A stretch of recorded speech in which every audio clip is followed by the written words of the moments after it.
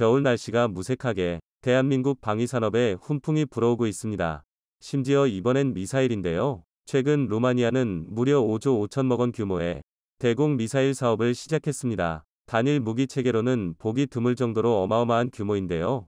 이쯤이면 루마니아가 폴란드와 마찬가지로 구소련식 장비 편제를 통째로 서구화하려 한다는 분석이 얼추 들어맞는 것 같습니다. K9 자주포 최종 후보 선정부터 K2 흑표 전차 도입 유력설까지 루마니아의 신규 무기체계 도입 사업마다 유력 후보로 점쳐지고 있는 대한민국으로서는 쌍수 들고 환영할 일인데요. 아닌 게 아니라 대한민국은 이번 루마니아의 대공 미사일 도입 사업에도 출사표들 던졌습니다. 그래서 준비했습니다. 오늘은 루마니아 대공 미사일 사업의 경쟁자부터 대한민국의 승리 가능성까지 가볍게 한번 털어보겠습니다. 최근 유럽에 빈약했던 MD 문제가 화두로 떠오르면서 루마니아 역시 본격적인 신규 대공 방어 시스템 사업을 시작했습니다. 루마니아는 차세대 중 단거리 대공 방어 체계를 공개 발주로 도입한다는 계획인데요. 해당 사업은 모두 2단계로 나눠서 진행되며 루마니아는 이번 발주에서 단거리, 초단거리 통합무기 시스템 6개 포대와 단거리 시스템 6개 포대, 초단거리 시스템 6개 포대 등 대공방어 시스템 인수를 위한 입찰을 시작했습니다. 기술 솔루션이 50% 비중으로 가장 높고 다음으로 가격과 납품 기한 등을 고루 평가해 최종 낙찰자를 골라낼 계획인데요. 수량으로 따지면 도합 41기 이상, 예산 규모로 따지면 모두 42억 달러, 우리 돈 약 5조 5,500억 원에 육박하는 엄청난 규모입니다. 사업 규모가 규모다 보니 전 세계적으로 내로라 하는 방산 업체들이 죄다 몰려들었는데요. 전 세계 방공망 각축전이나 다름없는 루마니아에 대한민국 역시 도전장을 던졌습니다. 바로 한국형 패트리어트 M4M, 통칭 천궁입니다. 특히 천궁이는 지난 2011년 개발에 성공한 중거리 지대공유도 미사일 천궁1에 탄도미사일 요격 기능까지 더해서 개발한 대한민국의 최신의 대공미사일로서 상당히 높은 평가를 받고 있는데요. 하지만 대한민국과 선의의 경쟁을 벌일 다른 나라의 방공 시스템 역시 만만치 않습니다. 노르웨이 콩스버그는 미국의 레이시온과 합작한 지상 발사형 대공무기 체계인 NASAMS를 제시했고, 독일의 딜디펜스는 단거리 공대공 미사일 IRIS-T를 지대공 형식으로 개조한 IRIS-T-SL을 들고 나왔습니다.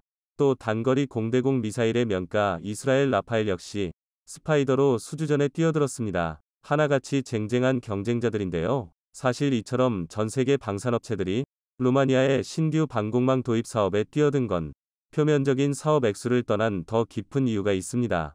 대한민국 역시 그 이유에 일조했을 확률이 큰데요. 현재 루마니아는 2022년 발발한 우크라이나 전쟁의 가장 직접적인 피해자 중 하나입니다. 발등에 불이 떨어지며 우크라이나 군사 지원에 앞장섰고, 이 탓에 자국의 안보가 위태로운 상황입니다. 심지어 그마저도 대부분 구소련 장비라 현대화가 필요한 입장인데요. 게다가 루마니아 바로 옆 나라인 몰도바는 러시아가 늘 알박기들 하고 있는 실정이어서 우크라이나 전쟁이 휴전을 맞이한다고 하더라도 당분간 군사적 긴장을 놓을 수 없는 상태입니다. 아마 많이 익숙한 느낌일 텐데요. 그렇습니다. 현재 루마니아의 만보 상황은 폴란드와 굉장히 비슷합니다. 그렇다면 루마니아 역시 폴란드의 대규모 장비 재편 절차들 따라갈 확률이 큰데요. 다시 말해 대한민국이 폴란드와 체결한 40조 원의 천문학적인 방산 계약을 루마니아가 재현할 수도 있다는 것입니다. 실제로 루마니아는 러시아와 우크라이나 전쟁이 발발한 이후 즉각 2023년 국방 예산을 기존 GDP의 2%대에서 GDP의 2.5%로 증액했습니다. 루마니아는 특히 폴란드의 영향을 많이 받은 것으로 알려져 있는데요. 두 나라 모두 나토의 최전선 대열에 속한 나라들이기 때문입니다. 당연히 입이 떡 벌어질 만한 대규모 무기체계 도입 사업을 앞으로도 여러 차례 진행할 텐데요. 이런 거대 시장을 놓치지 않기 위해선 쉽게 말해 눈도장을 찍는 게 중요합니다. 대한민국 역시 이를 놓치지 않기 위해 루마니아의 시장 동향에 촉각을 곤두세우고 있는데요. 하지만 업계에서는 이미 상황을 매우 낙관적으로 관측하고 있었습니다. 그도 그럴 게 루마니아가 진행 중인 사업 중 대한민국이 유력 후보로 거론되는 게 한두 개가 아닙니다. 그중 가장 최근은 역시 K2 흑표일 텐데요. 루마니아는 최근 지상군을 현대화하고 방어 전략을 짜는데도 눈에 불을 켜고 달려드는 중입니다. 앞서 말씀드렸다시피 루마니아는 과거에 구소련과 이스라엘에서 획득한 T-72 30대와 28대 모두들 우크라이나에 제공하면서 전력 보강이 시급한 상태입니다. 더군다나 비축해둔 전차라고는 400대가 고작인데 그중 100여 대는 2세대 전차인 T-55고 나머지 역시 그 후손인 TR-85입니다. 그나마 개량형인 TR-85M1도 가지고 있긴 하지만 그래봤자 고작 50여 대뿐이라서 노후한 전차 상황만큼이나 안보 역시 심각한 상황입니다. 이에 루마니아는 300대 이상의 초대형 신규 전차 사업을 진행 중인데요. 여기에 대한민국 K2 흑표가 유력 후보로 거론되면서 루마니아 진출에 훈풍이 불어오고 있습니다. 심지어 여기서 끝이 아닙니다. 눈도장이라면 다른 어디보다 우리가 먼저 찍어놨는데요. 특히 우리 측 하나에어로스페이스와 LIG 넥스원은 지속해서 루마니아와 방산 협력을 이뤄내는 상황이어서 고무된 분위기입니다. 천궁의 탄두, 추진체를 개발한 하나는 이미 지난 2월 루마니아 국명 방산업체인 로맘과 손잡고 탄약과 폭탄 그리고 군사장비 생산 등을 위한 MOU들 체결했고 LIG 넥스원은 대공미사일 MOU를 체결해 기술 이전과 현지 생산 공동개발 협력 의지를 다잡은 상태입니다. 물론 MOU라는 게 법적 효력이 없는 친선 협의에 불과할 수도 있지만 루마니아가 차기 방공망 사업을 시작하기 전에 대한민국과 관련 MOU들 체결했다는 건 충분히 의미심장한 일인데요. 게다가 로맘은 소구경 탄약부터 잠갑차와 미사일까지 다양하게 생산하는 루마니아의 국영기업입니다. 2000년 설립돼 루마니아의 국방부와 긴밀한 관계를 형성해 오고 있습니다. 현재 15개의 공장과 연구소 등을 보유했으며 2022년 부쿠레슈티의 연구개발센터를 새롭게 열면서 야심차게 도약을 준비 중입니다. 사정이 이렇다 보니 아무리 MOU라고 하더라도 긍정적으로 볼만하다는 관측이 지배적입니다. 물론 외적인 요인만 있는 건 아닙니다. 무기체계, 그것도 미사일 방어에 직결된 대공 시스템인 만큼 성능이 가장 중요합니다. 사격통제소, 다기능 레이더, 그리고 발사대 차량 3대가 한 개 포대로 구성되어 있는 천궁은 국내 최초의 3차원 의상배열 X대역 레이더인 천궁 다기능 PESA 레이더를 탑재했는데요. 이 덕에 천궁1은 유효 사거리 40km, 항공기 요격 고도 15km에 달하며 성능이 향상된 천궁2는 유효 사거리만 50km, 요격 고도는 20km에 육박합니다. 또한 천궁2부터는 탄도탄 요격 능력 역시 추가되어 15km 고도의 마하5 이하의 탄도탄을 요격할 수 있습니다. 천궁1이 가장 큰 특징은 골드런치 방식을 채택했다는 건데요. 기술적 난이도는 굉장히 높지만 가스 압력으로 미사일을 수직으로 쏘아 올린 후 공중에서 점화하는 방식이라 포대의 방향과 상관없이 모든 방향에 대응할 수 있고 발사대 1기당 8발이 요격미사일을 탑재할 수 있습니다. 심지어 발사대 내부에서 화염이 발생하지 않다 보니 내구성마저 한런치 방식보다 월등한데요. 더욱이 대한민국은 다른 나라와 달리 기술 이전 및 공동개발이나 공동생산이 가능한 상황인데다 가성비나 납기 속도전 등에서는 타의 추종을 불허하는 입장이라 자신감이 붙은 상태입니다. 하지만 방심해서는 안 됩니다. 앞서 잠깐 언급했듯이 미국 앰퍼샌드 노르웨이의 NASAMS, 독일의 IRIS-T-SL, 이스라엘의 스파이더 역시 성능적인 측면에서는 어디 가서 꿀리지 않습니다. 일례로 NASAMS는 버전마다 약간 차이는 있지만 NASAMS2 위 최대 사거리가 약 30km, NASAMS3 위 최대 사거리는 50km에 달하며 탐지 거리는 120km가 넘습니다. 요격고도 역시 NASAMS2 21km, NASAMS3 35.7km로 경쟁 기종 중 가장 높습니다. 다만 장점만큼이나 단점도 명확한데요. NASAMS는 기술 이전 조건이 까다롭고 납기도 맞추지 못할 가능성이 높은 것이 단점입니다. 특히 납기만큼은 절망적인 수준인데요. 우크라이나에 18개 이상이 제공된 데다 헝가리, 카타르, 쿠웨이트, 대만이 대기 중이라 루마니아의 순번이 언제 돌아올지 도저히 가능할 수가 없습니다. 더군다나 지상 고정형 발사대다 보니 이동이 비교적 자유롭지 못하다는 것도 큰 단점입니다. 이는 이스라엘의 스파이더 역시 마찬가지인데요. 스파이더는 이스라엘이 2005년 개발한 이동식 중 단거리 중고도 지대공 미사일 방공 시스템으로 다양한 공중 위협에 적합하고 신속 배치가 가능한 대공 방어 솔루션입니다. SR, ER, MR, LR 두 가지 모델이 있으며 최대 사거리는 15터부터 50km, 요격 고도는 9터부터 16km로 비교적 낮은 편이지만 최대 속도가 마하 4에 육박합니다. 그리고 무엇보다 아이언돔으로 유명한 이스라엘의 방공 시스템이다 보니 신뢰도 역시 높은데요. 게다가 가성비가 좋아 체코, 아제르바이잔 등 경제 사정이 좋지 못한 나라들의 인기가 많습니다.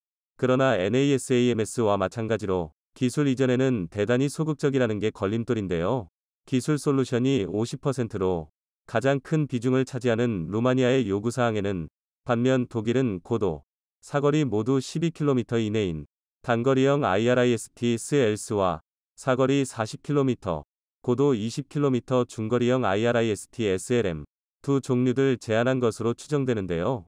대한민국의 천궁 계열과 비슷한 면이 많습니다.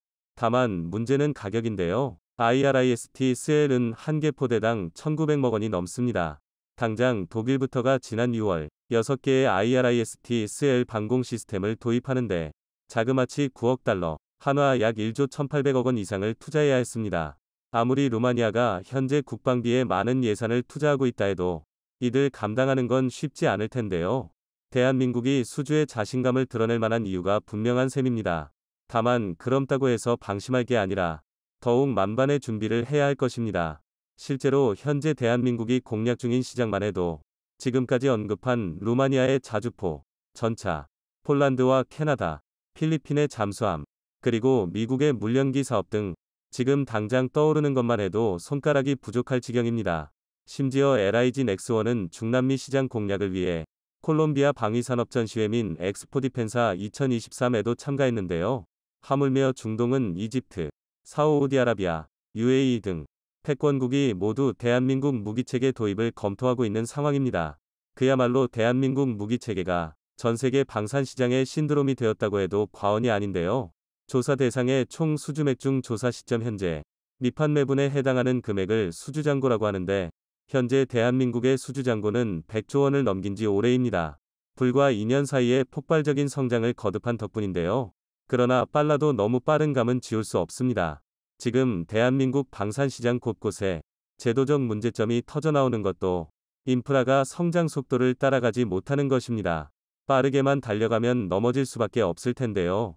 대한민국 방위산업이 성장의 준비를 끝낸 바로 지금 내실을 다져야 할 때입니다. 얼마 전 폴란드와 한화에어로스페이스가 K9 자주포 152문을 추가로 공급하는 2차 계약을 체결했다는 반가운 소식이 전해졌었습니다.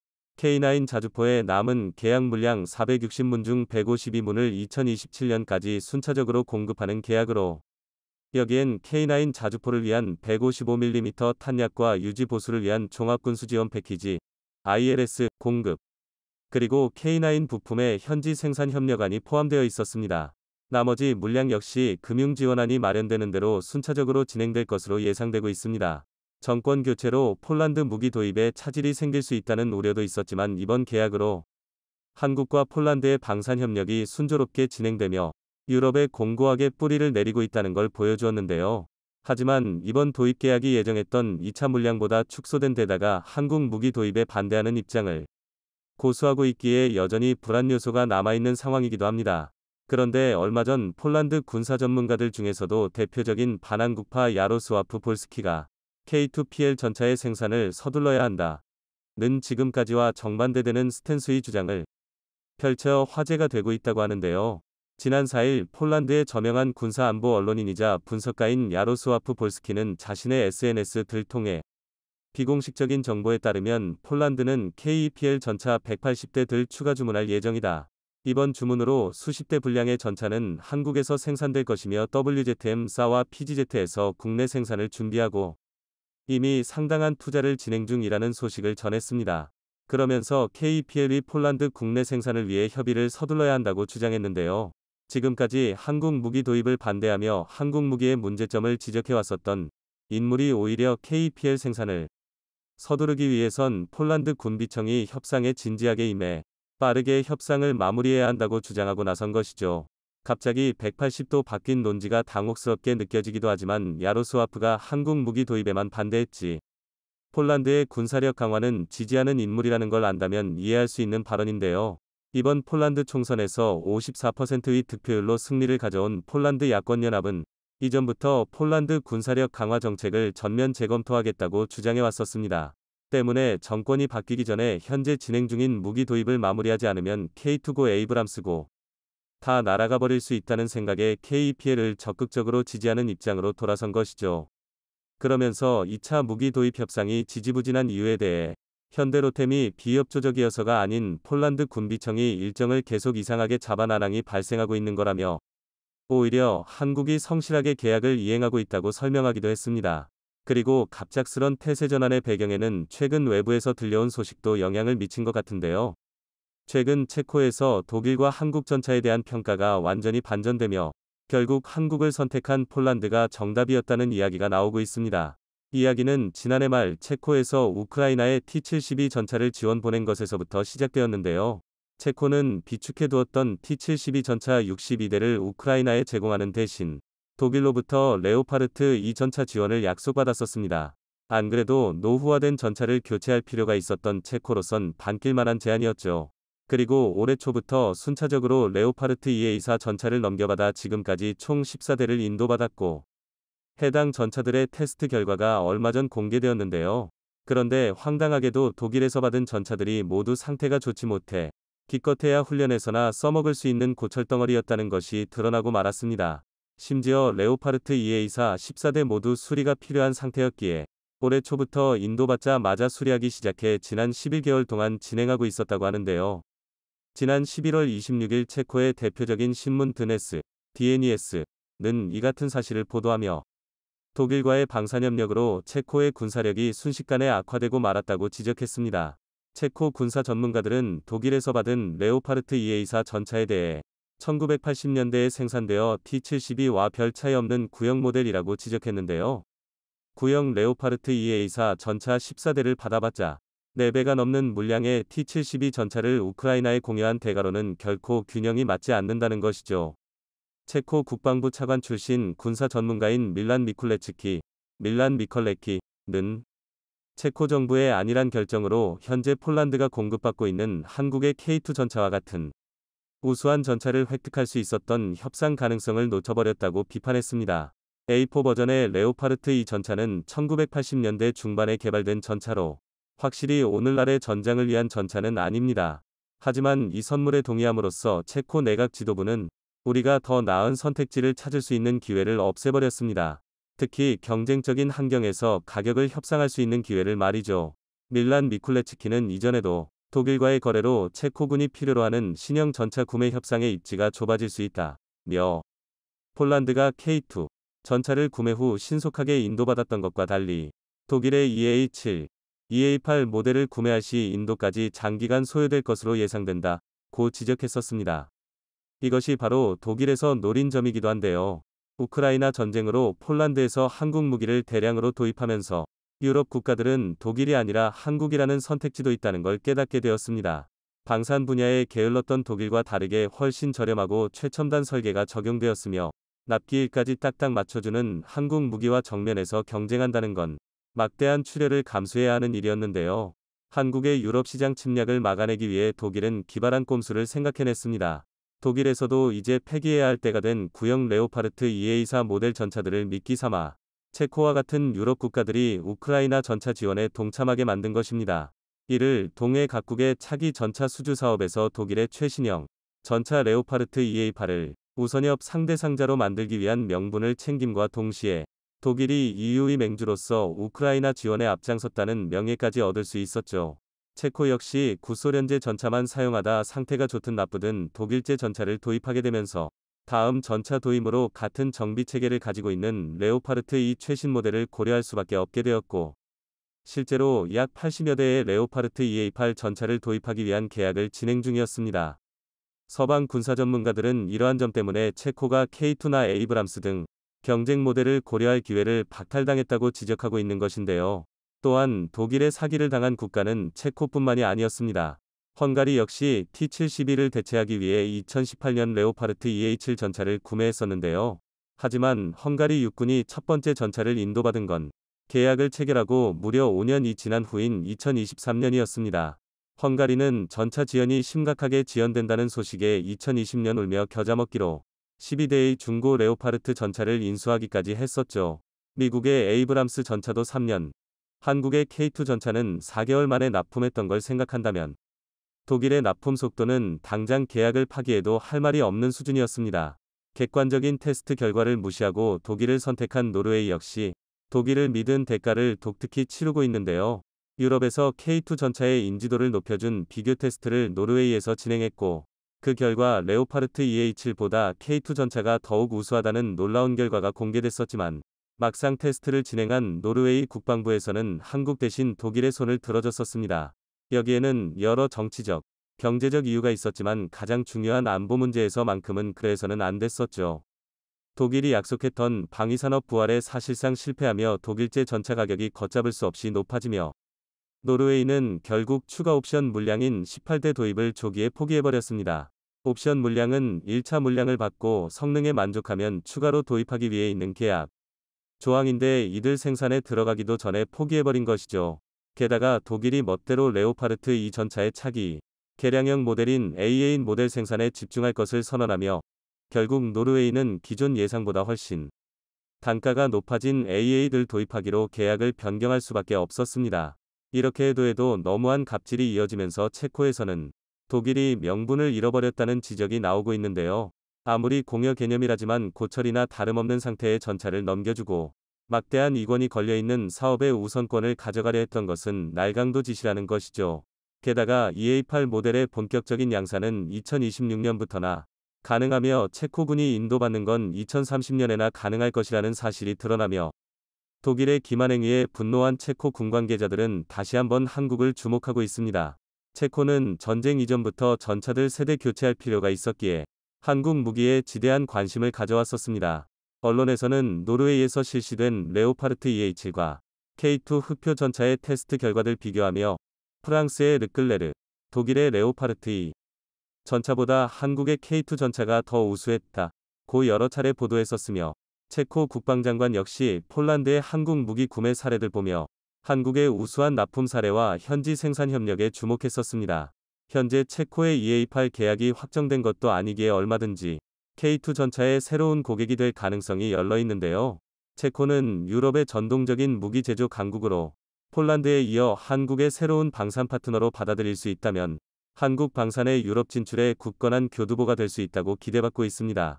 한국 방산이 고작 2년 만에 세계 군수 시장의 강자로 부상할 수 있었던 데에는 한국 무기의 우수성뿐만 아니라 기본적인 것조차 지키지 못하는 경쟁자들의 추락도 큰 몫을 했었던 것 같습니다.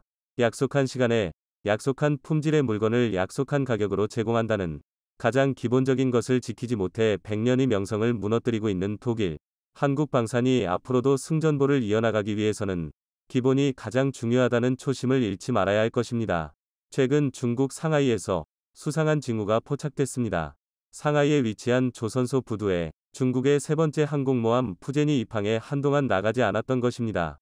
이상함을 느낀 세계 각국은 정찰 역량을 총동원해 그 내막을 들추내려고 애들 썼죠. 얼마 안 가 사람들은 푸젠함이 입항한 이유를 알게 되었습니다. 실전 배치에 앞서서 항공모함으로서 핵심적인 성능인 전자기식 사출장치의 테스트를 위한 것이었습니다. 그런데 테스트 장면을 분석하던 전문가들은 의외로 안도의 한숨을 내쉬었다고 하는데요. 자세한 내용을 알아보겠습니다. 푸젠함은 중국이 건조한 세 번째 정규 항모입니다. 스키점프식 사출대를 갖춘 첫 번째와 두 번째 항모와는 달리 중국이 적대시하는 미국과 같은 전자기식 캐터펄트를 탑재하고 있죠. 캐터펄트는 그 설계 기술의 난이도로 인해서 스키점프대에 비해 한 단계 발전된 기술로 평가받는데, 그 중에서도 전자기식의 경우 동력 수급에 문제도 있어서 더욱이 손에 넣기 힘든 기술입니다. 푸젠함은 개발 당시부터 중국이 이 전자기식 캐터펄트를 손에 넣었으며 실제로 탑재할 것이라고 밝혀왔던 주인공입니다. 그런데 진수식 당시와 그 이후로도 한동안 이 전자기식 캐터펄트가 있을 법한 위치를 줄곧 검은색 천막 텐트로 덮어두고 있었죠. 이에 대해서는 이해가 되지 않는다는 반응이 많았습니다. 어차피 기술의 원조인 미국의 항모는 캐터펄트 자리를 훤히 드러내놓고 있고, 중국이 캐터펄트를 만들었다면 늘상 그랬듯 미국 기술의 카피일 텐데 굳이 가려서 얻는 이점이 무엇인지 알 수 없다는 것이죠. 그래서 당시에는 중국이 캐터펄트의 개발과 탑재를 진수 시기에 미처 맞추지 못했다는 것이 정설이었습니다. 그런데 최근 중국은 이 천막 텐트를 걷어내고 캐터펄트를 드러내놓기 시작했습니다. 근래 중국의 기술 발전 상황을 보면 이들이 캐터펄트를 확보하는 것 자체에 실패할 것으로는 여겨지지 않았습니다. 앞서 천막에 대한 반응도 어차피 독자 개발에서든 베껴서든 중국이 전자기식 캐터펄트들 손에 넣기는 했을 건데 가려서 무엇하느냐는 생각에서 나온 것들이죠. 실제로도 천막을 들추내자 예상 그대로의 캐터펄트가 모습을 드러냈는데요. 이를 공개했다는 것은 수순대로라면 조만간에 성능 실험을 진행한다는 의미였습니다. 그리고 시간이 지나 얼마 전 상하이 조선소 부두, 푸제남이 들어와 계류를 시작했습니다. 부두에서 필요한 설비를 갖춘 뒤에 캐터펄트 성능 실험을 하러 갈 것으로 여겨졌죠. 그런데 뜻밖에도 푸제남은 계류한 바로 그 자리에서 실험을 시작했습니다. 캐터펄트의 성능 실험은 전투기와 비슷한 무게추들 캐터펄트에 올려놓고 바다로 쏘아보내는 식으로 진행됩니다. 그 모습은 미국에서 공개한 영상으로 널리 알려져 있죠. 눈에 잘 띄는 주황색으로 칠한 자동차 크기의 트돌리들 이용하는데 보기에는 작아도 그 무게는 함재 전투기와 비슷한 30톤에 달합니다. 그리고 여기에 각종 센서 등을 달아 캐터펄트로 써버리고 M1 바다에 빠뜨리고 회수도 하지 않는 다소 우스운 방식으로 실험은 진행되죠. 물론 그 잠깐 사이에 얻을 수 있는 데이터가 훨씬 값지므로 트돌리 정도가 아깝지는 않을 것입니다. 중국 역시 베낀 기술의 원조가 미국이다 보니 테스트도 미국과 똑같은 방식으로 진행했습니다. 미국이 테스트에 사용하던 트롤리와 거의 똑같은 것을 푸제남의 갑판 위에서 발견할 수 있었죠. 항공 카메라에는 이를 이용한 실제 실험 역시 포착되었습니다. 그런데 여기서 푸제남이 바다로 나가지 않고 부두에 계류한 상태에서 그대로 트돌리들 쏘아보내는 다소 의아한 광경이 잡힌 것입니다. 일단 첫 번째 의문점은 기역자로 꺾어진 부두에서 함수를 육지 쪽으로 향한 채 실험을 진행했다는 것입니다.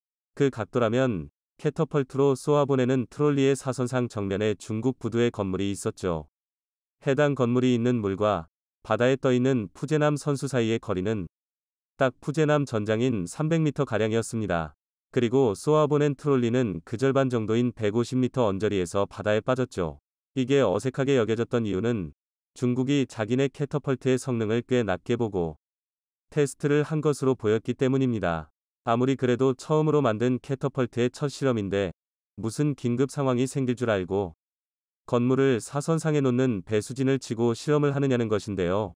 트롤리가 날아간 거리는 전투기 발진 자체가 불가능할 정도는 아니었지만 너무 멀어서 부두에 피해를 끼칠 가능성은 생각하지 않은 듯 했습니다. 중국이 개발 과정에서 모종의 테스트나 시뮬레이션 결과를 확보해뒀고 이를 바탕으로 했을 때 그렇게까지 멀리 날아갈 일은 없을 거라고 확신한 결과가 이것이라는 주장입니다. 그러면서 중국이 그간 캐터펄트 상부를 굳이 덮어두고 다녔던 이유가 이 때문이라는 설명도 나왔죠. 성능이 기대에 미치지 못하는 것이 들킬까봐 부끄러워 감추고 다녔다는 것입니다. 또 다른 의문점은 부두에서 계류한 상태에서 테스트를 했다는 것 자체입니다. 항모에서 전투기가 발진하는 환경은 보통 먼 바다 위일 때가 많습니다. 아무리 가까워도 해안포 사격으로부터 안전거리를 확보한 연안 수준이지 부두에 배를 대놓고 전투기를 발진시키는 상황은 어지간해선 발생하지 않습니다. 캐터펄트를 통한 발진은 어찌 보면 함포 사격과 비슷한 점이 있습니다. 제대로 된 코스로 쏘아보내려면 배의 움직임을 고려해야만 하죠. 그리고 당연히 부두에 계류하고 있을 때와 먼 바다에서 항해하고 있을 때는 배의 움직임이 전혀 다릅니다. 먼 바다에서는 작은 배라면 가볍게 뒤집어버릴 수 있을 만한 파도가 늘상 치고 있죠. 항모 정도 되는 거대한 함선이라면 그 정도까지는 흔들리지 않겠지만 그래도 전투기 발진을 위해 캐터펄트를 가동할 땐 고려하지 않을 수 없는 요소입니다. 그런데도 중국은 테스트를 물가에서 진행한 것입니다. 트롤리를 싣고 바다로 나가는 것이 어려운 일도 아닌데 왜 그렇게 진행한 것인지 의문점이 많았죠. 전문가들의 견해는 중국이 캐터펄트 실험이 무조건 성공하는 모습을 보여주려고 했기 때문이란 것이었습니다. 중국은 푸제남을 통해 두 가지 목표를 이루려 하고 있습니다. 이는 푸제남의 유력한 배치 위치를 보면 짐작할 수 있는데요. 바로 하이난성 사냐시입니다. 남해 함대 소속으로 중국의 두 번째 항모 산둥함의 모항이기도 하죠. 이곳에다가 항공모함을 두 대나 배치한다는 것은 화력 부족 때문이라기보다는 수행해야 하는 임무가 두 가지 이상이라고 생각하는 것이 바람직합니다. 화력은 중국이 하루가 멀다 하고 찍어내고 있는 구축함으로 어느 정도 보충할 수 있기 때문입니다. 하이난성은 남중국해를 바로 맞대고 있는 만큼 중국에게 견제 상대인 세 나라와 가깝습니다. 대만, 필리핀, 그리고 인도죠. 각자 하나씩을 맞더라도 항모 두 척으로는 부족한 것입니다. 산둥과 푸젠이 이 일을 분담해서 처리해야만 합니다. 첫 번째 항모인 랴오닝함은 서해를 접하고 있는 칭다오가 모항이라서 주로 한국과 일본의 견제를 맡아야만 합니다. 푸젠의 경우 주로 대만과 인도 방면을 오고 가면서 임무를 수행할 것으로 보입니다. 필리핀의 경우는 미국이 지원이라도 나오지 않고서야 항모까지 동원해 제압할 만한 상대가 되지 못하기 때문입니다. 게다가 일단 한 명인 푸젠 자체가 대만에서 가장 가까운 중국 본토인 푸젠성에서 따온 이름이라 1차적인 목표물이 확실하죠. 인도의 경우 푸젠함이 실험에 열을 올리며 배치들 서두르는 것이 목표물인 증거입니다. 캐터펄트 실험을 진행한 바로 그 시간, 인도에서는 제3항모 건조 소식이 뉴스에 흘러나오고 있었습니다. 외신들은 인도가 48억 달러, 하나 약 6조 원을 투입해 4만 5천 톤급 항모들 추가로 만든다고 보도했습니다. 인도는 2013년 러시아 중고 항모 도입을 시작으로 지난해 자국산 항모들 취역시킨 데 이어 제3항모 건조 계획까지 내놓으며 중국을 뒤쫓고 있습니다. 중국은 인도와 항모 경쟁이 붙은 상태에서 자신들은 이미 제3항모의 전자기식 캐터펄트 실험까지 마쳤다며 격차를 부각시키는 메시지를 보낸 셈입니다. 다만 앞서 살펴본 내용들처럼 그 성능에 대해서는 의문점이 아직 많은 것이 사실입니다. 일단 캐터펄트의 성능은 확실히 당초 계획보다 낮은 것으로 보이는데 그렇다고 해서 이제 와서 보강이나 교체를 할 수도 없습니다. 사실 낮은 성능의 원인이 캐터펄트 자체보다는 동력 체계에 있기 때문입니다. 중국이 푸젠함을 동해 따라잡겠다고 목표로 설정한 상대는 미국의 제럴드 포드급 항공모함입니다. 그 유명한 니미츠급 항공모함의 차기 함급으로 기본적으로 원자력 동력이며 배수량과 함재량 모두 규격의 규모라서 소위 슈퍼캐리어라고 불리우죠. 하지만 정작 실제로 나온 푸젠함은 여러모로 제럴드 포드급에는 미치지 못합니다.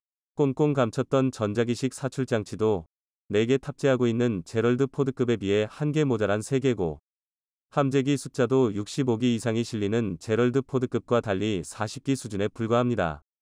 만재, 배수량도 10만 톤의 제럴드 포드급에 크게 못 미치는 6만 7,500톤이죠. 그리고 무엇보다 동력 체계가 다릅니다. 푸젠함이 디젤 엔진이기 때문입니다. 이미 핵무기와 핵잠수함도 갖추고 있는 중국이 핵동력 선박을 만들지 못하는 환경인 것은 아닙니다. 그러나 무슨 이유에서인지 이들은 자칭 완전 자체 설계 항모인 푸젠함에 와서도 핵동력을 탑재하지 못하고 있죠. 여기서 캐터펄트 성능의 근본적인 차이점이 발생합니다. 제럴드 포드급은 원자력 발전으로 동력을 얻으며 잉여 전력을 모아뒀다가 캐터펄트에 사용합니다. 문제는 연료봉 수명 연한 내에선 사실상 무한히 동력을 얻을 수 있는 제럴드 포드급조차 캐터펄트의 전력 소모량에는 허덕인다는 것입니다. 최소 30톤의 쇳덩이를 하늘로 날려보낼 만한 전력이니 아무리 잉여 전력을 모으고 모아도 감당하기가 쉽지 않죠. 그런데 이걸 중국은 디젤 동력으로 감당하겠다고 하니 성능 차이가 날 수밖에 없습니다. 사실은 차이 정도가 아니라 운용 가능 여부조차 의심을 받고 있죠. 제럴드 포드보다 1개 적다고는 하지만 3개나 되는 사출기 전부를 디젤 동력으로 가동시킬 수 있다고 믿는 사람은 별로 없습니다. 이는 필연적으로 전투기의 사출 횟수 감소와도 직결될 것이고, 그러면 중국이 그토록 자랑하는 물량 전술 역시 활용할 수가 없습니다. 본인들이 직접 지목한 호적수인 미국이 상대라면 이는 반드시 치명적인 패인이 될 것입니다. 이런 상황이다 보니 푸젠함은 계획대로 배치되더라도 그렇게까지 큰 활약을 하기가 쉽지 않을 것으로 보입니다. 이들의 사례로부터 한국도 배울 것이 많습니다. 한국도 언젠가는 항모를 손에 넣기 위해 애들 쓰고 있는 상황.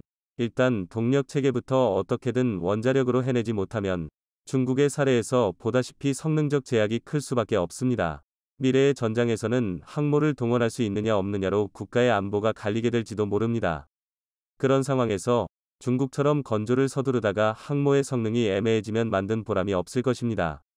부디 한국은 충분한 연구를 거쳐서 규모가 작더라도 확실한 억지력이 될 수 있는 알짜배기 항모들 손을 넣었으면 좋겠습니다.